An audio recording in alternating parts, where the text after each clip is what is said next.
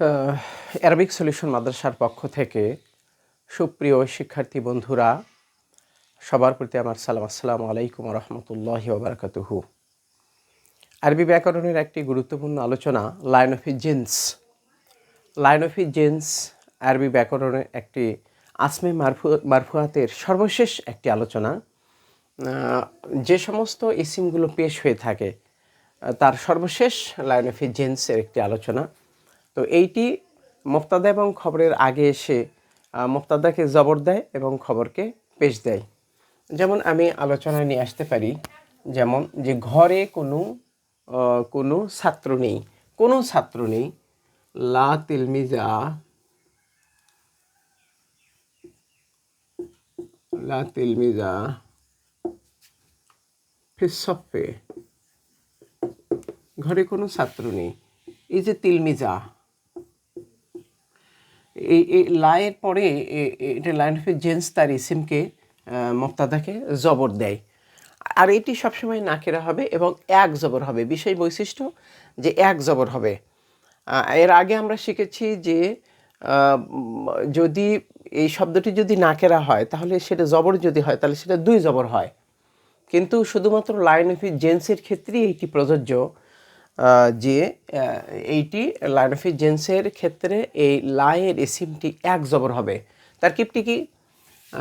এইটি হলো নফি জেন্স, লাইন অফ জেন্স, লাইন অফ জেন্স। আর এইটি ইসমহু, ইসমহু যার মাজরুর মিলে খবরহু। এখন যার মাজরুর মিলে মোতাল্লক হয়ে খবরহু হবে, কিন্তু আমি সরাসরি যদি খবরহু লিখি তাহলে কিন্তু ভুল হবে না। তবে কেউ যদি জিজ্ঞাসা করে যে খবরহুটা কিভাবে হয়েছে, তাহলে আমি এর উত্তরে আমি লিখতে পারি যে ফিটি হরফুন জারন, হরফুন জার, এইটি মাজরুর, যার মাজরুর মিলে মোতাল্লাক। জি, মোতাল্লক কার সাথে মোতাল্লক? যে কোনো ছাত্র ঘরে বসে নেই অথবা দাঁড়িয়ে নেই অথবা কোনো অস্তিত্বই নেই। তো এখানে আমরা কি এই মোতাল্লকটা কার সাথে? জালেসন হিসেবে ধরে নিতে পারি যে ঘরে কোনো ছাত্র বসে নেই, অথবা কায়মনও ধরতে পারি। তো যাই হোক, আমি জালেসন ধরছি, জালিসন। তখন আমি এই মোতাল্লকটা কার সাথে হয়েছে? মোতাল্লকটা হয়েছে এই যে মোতাল্লকটা হয়েছে জালিসন শিবা ফেলের সাথে। এখন শিবু ফেল, শিবু ফেল, এর ভিতরে হুয়া ফাইল, সেটা কি? এই তিলমিজা, এর ভিতরে হুয়া ফাইল। এখন শিবা ফেল, ফাইল এবং মোতাল্লাক এই তিনটি মিলে শিবহু জুমলা হয়ে, শিবু জুমলা হয়ে খবরহু। এখন ইসমহু এবং খবরহু মিলে জুমলাতন, জুমলাতন ইসমিয়াতন, জুমলাতন ইসমিয়াতন। তো সরাসরি যদি যার মাজরুর মিলে যদি আমরা খবরহু বলি তাহলে সমস্যা হবে না। তবে কেউ যদি জিজ্ঞাসা করে যে এই যার মাজরুর মিলে মোতাল্লক হয়, মোতাল্লকটা কার সাথে হয়েছে, সেই প্রশ্নের উত্তর দিতে গিয়ে আমাকে এই জ্ঞানটা অর্জন করতে হবে। ধন্যবাদ। আমাদের কাছে বিষয়টা মনে হয় পরিষ্কার হয়েছে। এটা একটি স্ট্রাকচার, এটি একটি স্ট্রাকচার যে যার মাজরুর মিলে মোতাল্লক হয় এবং তার আগে একটা শিবাফেল ধরতে হয়। এই শিবে জুমলা হয়ে আমরা খবর করতে পারি। যেখানেই শিবাফেল ধরবো সেখানেই শিবে জুমলা হবে। ধন্যবাদ।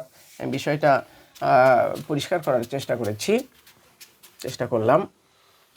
তো এখানে একটি বিষয় লক্ষণীয় যে আমি আরেকটিবার লিখছি যে লা তিলমিজা, লা তিলমিজা ফিসফে।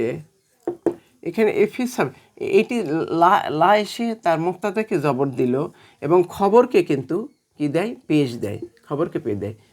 এটা জবর দেয় এবং খবরকে পেশ দেয়। মুবতাদাকে জবর দেয়, খবরকে পেশ দেয়। তাহলে এই যে পেশটা হলো, এই পেশটা পতিত হলো কোথায়? আমরা তো দেখতে পাচ্ছি না। ফি আসলো, তারপরে এখানে জের হলো। তো এই যে পেশটা হলো আমরা তো সেটা দেখতে পাচ্ছি না, সেই এরাবটা কোথায় পতিত হলো? আসলে ব্যাপারটা হলো যে এই পেশটা উজ্জ্ব অবস্থায় রয়েছে, বুঝে নিতে হবে। অঙ্ক করার সময় আমরা ধরি কথাটা বলি যে ধরি সংখ্যাটি এক্স অথবা ক। ঠিক তেমনিভাবে আরবি ব্যাকরণেও একটা ধরার একটি ব্যাপার রয়েছে, যে আমরা ধরে নিব যে এইটি এই ফিসফের ওপরে এইটা গোপনভাবে এই পেশটা কাজ করছে। বিজ্ঞানের এখন থিওরি এটা পরিষ্কার যে সব কিছু খালি চোখে দেখা যায় না, কিছু কিছু বিষয়গুলো দূরবীনের মাধ্যমে অথবা এমন ক্ষুদ্র ছোট যেটা আসলে ধরে নিতে হয়, যেটা দূরবীক্ষণ যন্ত্রের মাধ্যমে অথবা অনুবীক্ষণ যন্ত্রের মাধ্যমে সেটা আসলে পরিষ্কার হয়। তো এইটা আমার মনে হয় এটা অনুবীক্ষণ অথবা দূরবীক্ষণের মাধ্যমে চিন্তার জগতে গিয়ে এই পেশটা আমাদের ধরে নিতে হবে। সুপ্রিয় শিক্ষার্থী বন্ধুরা, আমি মারেফাতের কথা বললাম, জি সকল ক্ষেত্রেই তাহলে মারেফাত লক্ষণীয়। ধন্যবাদ। তো তাহলে আমরা এইটা তাহলে এইটার নিচে যদি এই যে আমি দাগ দিছি ফিসফে, এটার নিচে যদি দাগ থাকে তাহলে এটার মহাল এরাবটা কি? এটা মহাল্লুন এরাব, প্রত্যেকটা শব্দের মহাল এরাব থাকে। এইটার মহাল এরাব কি? শব্দের শেষে কি হয়েছে? জবর হয়েছে। অতএব মহাল্লন, যদি শব্দের শেষে যদি জবর হয় তাহলে সেটা কি লিখতে হবে? মাহাল্লন মানসুব, মাহাল্লন মানসুব। যদি জের হয়, যদি পেশ হয়, আমি পেশের অবস্থা লিখে নিই এখন, পেশ হলে তাহলে মাহাল্লন মারফু, যদি জের হয় তাহলে মাহাল্লন মাজরুর। এই বিষয়টা অত্যন্ত গুরুত্বপূর্ণ। যখন শিক্ষক জিজ্ঞাসা করবেন ছাত্রদেরকে যে এটার নিচে আসলে কি আছে, কি এরাব রয়েছে, এটা একটা পজিশন রয়েছে, এটার একটা আলাদা একটা স্ট্যাটাস রয়েছে, সেই পজিশনটা হলো মহাল, সেটাকে আরবিতে মহাল বলা হয়। সে মহাল্লুল এরাব হচ্ছে এটা পেশ হয়েছে।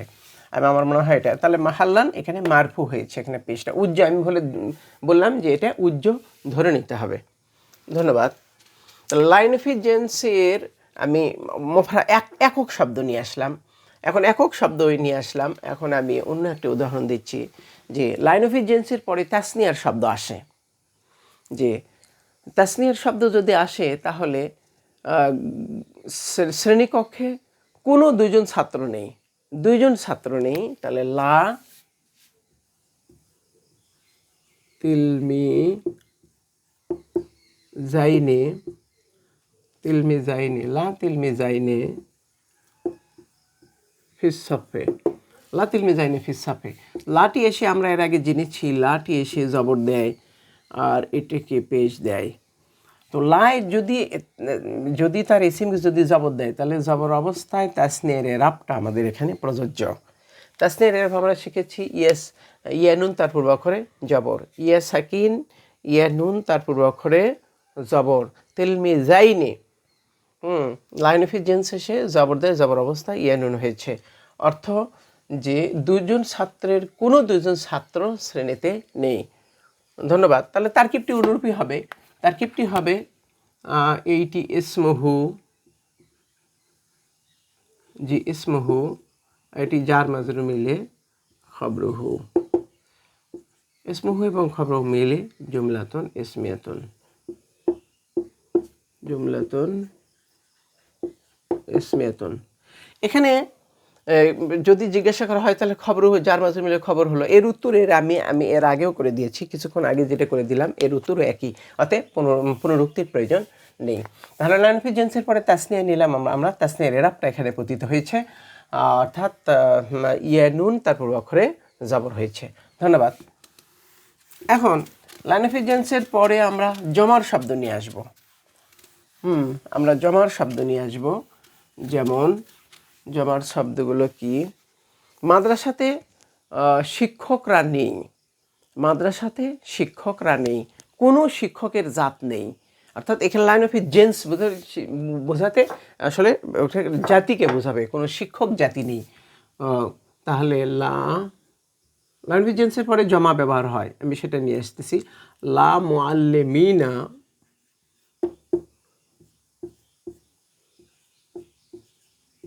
লা মুআল্লিমিনা ফিল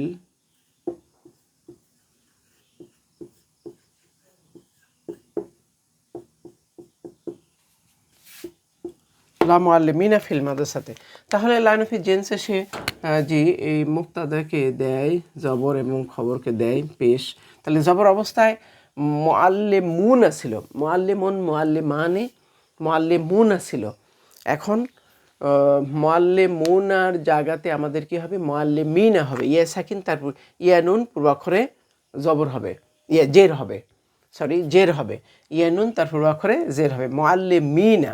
আর তাসনিয়ার ক্ষেত্রে আমরা কি করেছি, মুআল্লিমাইনি। এটা ভালো করে লক্ষ্য করতে হবে, তাসনিয়ার এবং এরাব এবং জমজাকার সালিমের এরাবটা ভালো করে লক্ষ্য করতে হবে। যে আমরা যদি লাইন অফ জেন্সের পরে যদি আমরা যদি জমার শব্দ নিয়ে আসি, জমা সালেম যদি নিয়ে আসি, তাহলে কিন্তু আপনার হলো যে এইটা ওয়ানুনের জায়গাতে ইয়ানুনে পতিত হবে, যেহেতু লাইন অফ জেন্সে সে এটাকে জবর দেয়, মুক্তাদাকে জবর দেয়, খবরকে পেশ দেয়। ধন্যবাদ। আমরা লাইন অফ জেন্সের পরে জমার শব্দ নিয়েছি, জমার শব্দ নিলাম। এখন লাইন অফ জেন্সের পরে আমরা জমা মুজাক্কার সালেম নিয়ে আসলাম। এখন জমা মুয়ান্নাস সালেম নিব, যে লা জমন্নাস সালেম আমরা শব্দ একটা নিতে পারি মুআল্লিমুন দিয়ে। জমা মুয়ান্নাস কি 6 নম্বর সেগা, মুআল্লিমুন মুআল্লিমানি মুআল্লিমুনা মুআল্লিমাতুন মুআল্লিমাতানি মুআল্লিমাতুন। তাহলে মুআল্লিমাতি,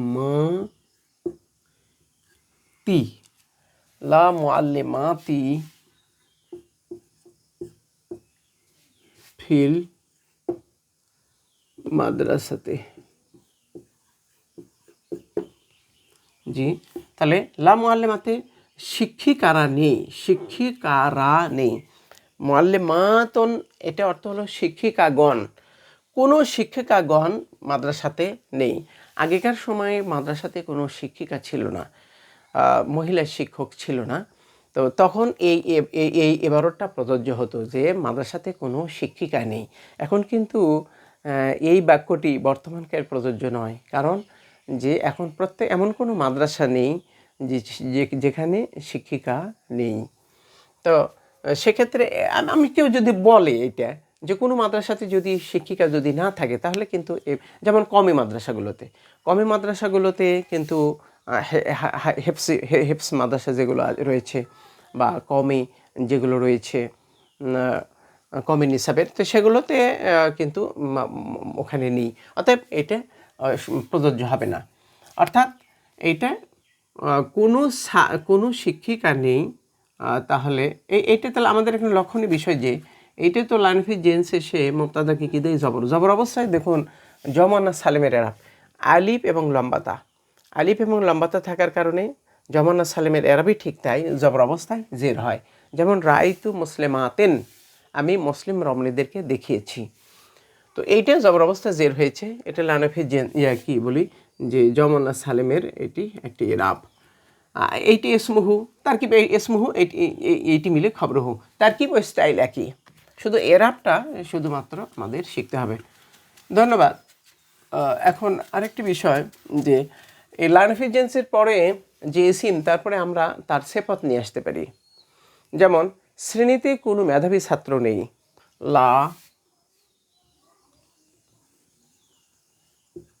লা তিলমিজা জাকিয়া, লা তিলমিজা জাকিয়া ফিসফে, শ্রেণীতে কোনো মেধাবী ছাত্র নেই। এই যে তিলমিজার পরে জাকিয়া এসেছে, তাহলে এটি মাউসুফ, যে কেমন ছাত্র, মেধাবী ছাত্র, তাহলে এটি মাউসুফ, এটা সিফাত। মাউসুফ সিফাত মিলে আমরা লাইন অফ জেন্সের ইসমুহু বলবো, আর এইটি হলো খবরুহু। ইসমুহু খবর মিলে জুমলাতুন ইসমিয়াতুন। আমরা এর আগে যে উদাহরণগুলো দিয়েছি সেইটি লাইন অফ জেন্সের পরে একক শব্দ আমরা নিয়ে এসেছি, একটি শব্দকে মুফরাদ বলা হয়।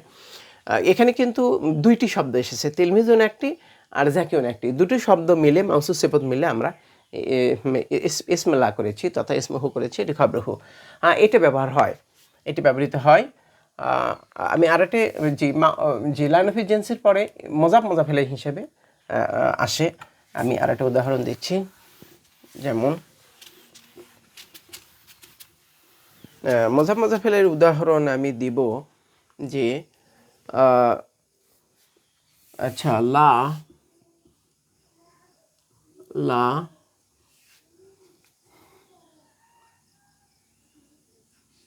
মুহিব্বাল